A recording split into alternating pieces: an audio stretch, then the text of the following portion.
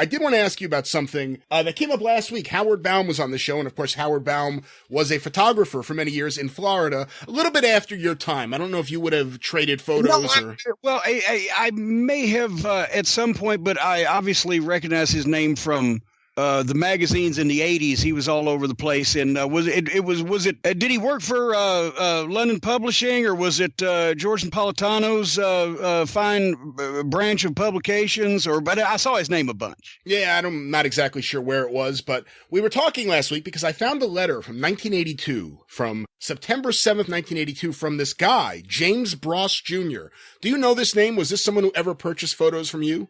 No, I actually never really sold to the public individually, just because I just didn't have the time and setup to do so. Huh, so like all the photographers you would see who had want lists and had lists of things for sale, you never did that. You just focused on the arenas. No, well, and here's the thing. When I first started taking pictures, and Christine Jarrett encouraged me to send them into the Wrestling News, Norm Keitzer and Jim Melby's publication, they sold those in the arenas and obviously got them wholesale, sold them retail. But they wanted pictures of their guys, so they'd sell more magazines. So I started sending the pictures in, and originally what they had told me was, well, we'll give you, we don't normally pay our photographers. We'll give you an ad, a classified ad where you could sell your pictures. Okay. So, but quickly, it would have turned into chaos for me at 15 years old, trying to manage, even if it was 20 or 30 letters a week for individual pictures, while I'm selling pictures in bulk and covering the matches. Plus, when I told Miss Christine about that, Teeny said, wait a minute, we don't want you selling the pictures individually anyway. We want to be able to sell them, blah, blah, blah. So she kind of strong-armed Norm Keitzer into paying me like $25 an issue or whatever. And then by the time it was about, 3 years later, I was doing my entire own magazine that he was printing for me, that I was selling to her, and they were outselling his 10-1. Well, there you go. So there you have it. Another case of there you are. So what kind of relationships did you have with other photographers who shot for the magazines or did sell pictures to the public? Well, it depends, because really the only time that I would ever meet any of those guys in person, I mean, we might talk on the phone or exchange letters and programs, because a lot of them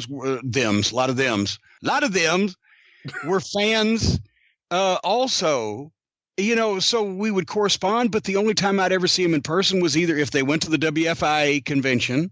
Because think about this, I got started as a photographer in 76 when I was just before I turned 15. So I was 14. And I was in the business right before I was going to turn 21. And I only worked the Memphis territory except for the conventions. So I'd met Dave McClain and Scott Romer when I was a kid, and used to go to Indianapolis every once in a while as a fan, and had bought some stuff from them. And obviously I knew Mike Shields, who worked more for Nick than for Jarrett after the split in Tennessee, and he took some great stuff of the territory. But I didn't get a chance to, meet a lot of them, because they didn't come here, because after a while, Apter didn't need to send anybody here, because he could either get something from me at this end or Eddie Gilbert at the other end. And we didn't really travel. I didn't travel to other territories to work as a photographer, because it wasn't going to be a regular. I had all I could say grace over, as they say over here. So there was I had no direct competition here except for Eddie Gilbert, before he got started wrestling, and Mike Shields, who ended up going with Nick in the split in Nashville. So. Well, this letter we read on the air last week, Jim, was from the aforementioned James Bross Jr. It was to the photo dealers he's had problems with. He wanted them all to sign a petition about a code of conduct for photographers. And he lists all of his various grievances in this letter. Okay, so wait a minute. This guy is just a regular fan who's been buying pictures from these people, and because he doesn't like the interactions they've had, he wants them to sign a letter that he has drawn up indicating how they should conduct themselves. Absolutely. Correct. Okay, 100% correct. Very good. Well, the only person who I guess he wants to sign a petition but he has nothing bad to say about, is Gene Gordon, a somewhat legendary photographer. Well, yeah, you couldn't say anything bad about Gene Gordon. And he was always nice to people. Yeah. As a matter of fact, wait a minute, I'm starting to read this letter. I may be getting ahead of you. I saw his name there. Well, he didn't have a problem with Gene Gordon, but he sure didn't like Mike O'Hara, because that's the first of the people he just goes off about, and what seems to be a pattern here. Well, let me then say what he said about Gene Gordon. Even though you didn't sign my petition, the letter you sent was very heartwarming. Gene would write these multi-page letters, a drop of a hat, in this scrawling handwriting. I've got a bunch of them still. But the guy says, I'll apologize publicly here. You are surly, a man of integrity. America needs more people like us. That's what the guy says to Gene Gordon. Okay, go ahead. That's a central theme in this letter, is the idea that he's really fighting on behalf of America against these corrupt wrestling photographers. Mike O'Hara, he's not happy with because he waited 2 months for a good photo of the mummy. One of the complaints he raises here is that O'Hara did not put "photos do not bend" on the envelope. As a photographer, is this something that would drive you crazy? I actually would always put "photos do not bend" on the envelope. However, the guy writes, after waiting 2 months for a good photo of the mummy, I received it today. I was pleased with the photo because many came back with bins. Here's the thing. That's actually what you used to do when you were a fan and photo buyer and trader and etc. You would search for good pictures of whoever you were looking for. But I don't know that anybody's ever waited 2 months for a great picture of probably, if it was Mike O'Hara, maybe Benji Ramirez or whatever. But regardless, he seems a bit obsessive already. Yeah, and obviously this whole letter is in caps. And this is the first time I noticed that. Yeah, it's typed on an actual desktop typewriter because it's 1982, and everything is in capitals. He talks about all the various names that O'Hara wrote back to him, that he called him in this letter that he returned back to him. The next person, listen, do you know this person, Terrence Machalik? Yeah. He worked out of Canada. It wasn't Toronto? Was it Winnipeg, perhaps? But wait, here is a wild one. Sends the petition back torn up in a fit of rage. Typical irrational sort of act. Doesn't bother me, though. I have a nice little surprise for old cranky TM. He won't measure up to Gene Gordon. Oh, my God. Yeah. Oh, what about poor Howard Baum? Well, Howard Baum, which was the reason we found this. Jim, since you've done so good reading these so far, read what he said about Howard. This dealer sends me a shot of Brian St. John and Stanley Lane when I ordered the Bounty Hunters, a.k.a. the Novaks. I say no ropes, I get ropes. That used to be a big thing. They wanted pictures with no ropes in the way. I also get a sheep herder photo that is terrible. He says the negative of Buzz Sawyer is destroyed, yet it is on his list. That's wild, Howard, isn't it? Then he calls me insane, ridiculous, believes I have a complex because I think someone has been laying a bum rap on me. Yet I send 2 photos back and he rips me off for $1.50. Who's giving me a bum rap, Howard? You grovel over that a little. $1.50. He's getting so upset about. There are a few other people here. Laura Zofka, John Lawson. I remember Laura Zofka. Yes. She was a lovely, a woman, but certainly not a lady. Well, wait a minute. She tries to compare me to Iranians. If I did buy my own camera, I certainly would not charge $1.25 for less than high-quality photos. She wants me to accept her human faults. Laura, I accept your human fault of greed. So does the economy. Everybody yells about the state of the economy. Whose fault is the economy? Not mine.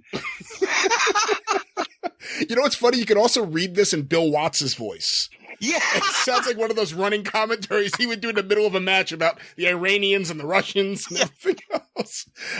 He's got a problem with John Lawson. I knew John. He was in Terre Haute, I believe, wasn't he? So that's WWA. Yes, he did a WWA newsletter, Indiana Wrestling Review or something such as that for years, and I've got a bunch of his pictures, sent him a bunch of mine. Yes. He wants his name removed, and well, I can't read the next word. You all sound like I'm punishing you or something. Well, the photos I received are beat or something. The stud photo was bent. I certainly can't figure out how all of the photos are bent. Maybe we should send a petition to the post office. And Dominic Marcello, I remember Dom Marcello.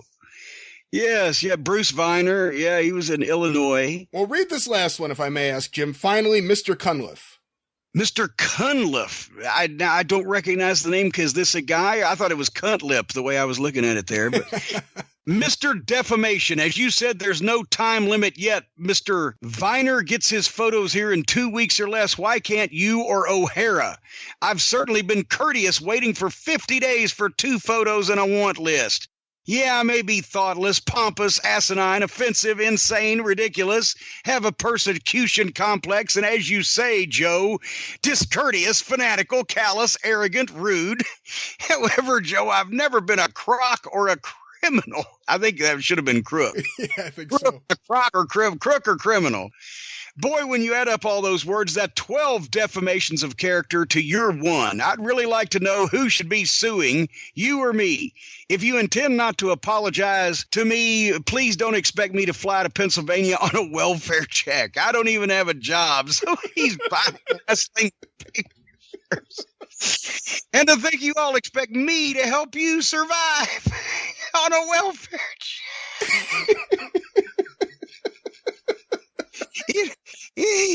In my years on this planet, I've never been so insulted and humiliated in my life. All my life, I've caught hell from Americans. He said earlier he's from America. I've struggled and have met with hardships in every walk, but I never thought I would lose respect for other Americans. All my life, I've caught hell from Americans, but I never thought I'd lose respect for Americans. You all sign contracts in every business venture you undertake. It is both necessary and expedient. If we're going to have a better America, then we must start with ourselves. Lashing out at me is not going to solve anything, and tearing up my petition is kind of childish. Oh, good Lord. And he goes on and on about, I really collecting photos for a while. I've been very patient. I've welcomed letters and opinions, but it's turned into a disaster. How long do you keep getting slapped in the face until the pain was too much to bear? How many customers are feeling that, what, are we not men or women enough to take a stand? Yes. I'll welcome any comments. You know, Gene, it says in the Bible, pride goeth before the fall. I guess I've heard a few prides, haven't I, sir? Oh, my, the wisdom of the Bible. I knew that was going to come in someplace. When my own survival is now my only concern, the time is just too short to worry about photos. I suppose there will be no more letters or money coming your way unless you sign a contract. None. Regards, James Brose Jr. No job, welfare, yet he's buying pictures from multiple dealers around the country. But the thing is, do they expect him to keep them supported and taken care of on a welfare check? Why would somebody else support you and take care of you?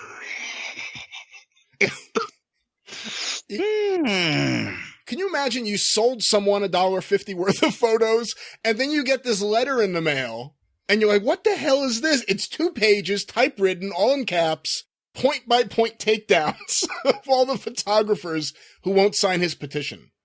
So, I guess you're lucky you didn't sell to the public, Jim. Who was it? Terrence. I think it was Terry Machalek. I believe. I'm sorry, I'm terrible on pronunciations, but yes, he tore it up in a fit of rage. Good for Terry.